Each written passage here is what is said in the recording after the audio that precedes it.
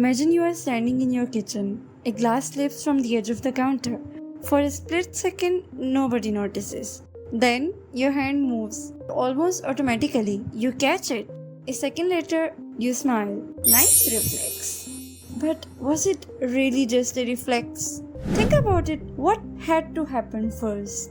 Light reflected off the falling glass. It entered your eyes. Tiny cells inside your retina converted that light into electrical signals.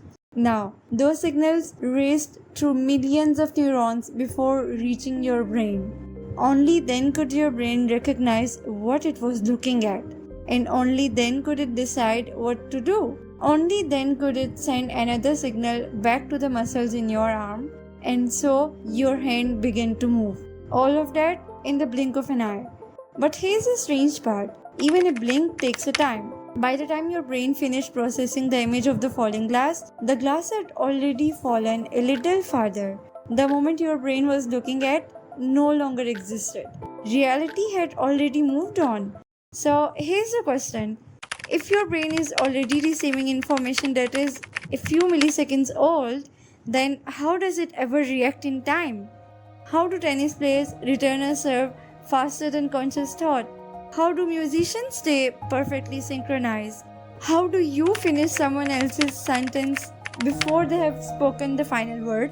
The answer isn't simply your brain is really fast, at least not entirely. It's that your brain isn't waiting. And for decades, neuroscientists have been uncovering a different way of thinking about perception. Instead of acting like a camera that simply records the world, the brain behaves more like a scientist. Every second, it forms a hypothesis about what is mostly likely to happen next. It compares those predictions with the information already arriving through your senses.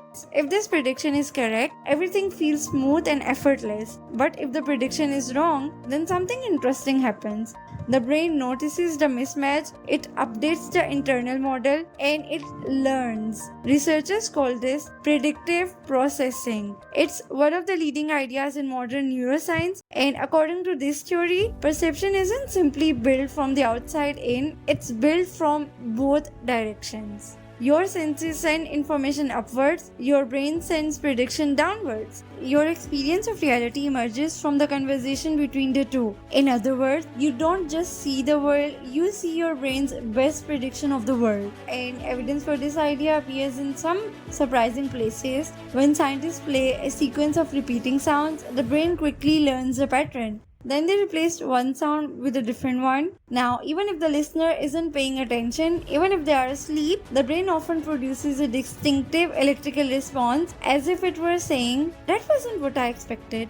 Neuroscientists call this prediction error. It is not the proof that the brain can see the future, it's just an evidence that the brain was already expecting something to happen.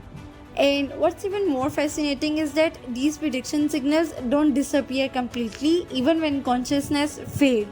Researchers have observed them during certain stages of sleep, under anesthesia, and even in some patients with severe disorders of consciousness. The brain may lose awareness of the world, yet the parts of its predictive machinery continue to operate. As if predicting the next moment is so important that our brain continues it even when our consciousness begins to fade. Perhaps that's the biggest surprise of all, that the brain isn't simply reacting to reality. It is constantly trying to stay one step ahead of it. Not because it can see the future, but because prediction is the only way to keep up with the present.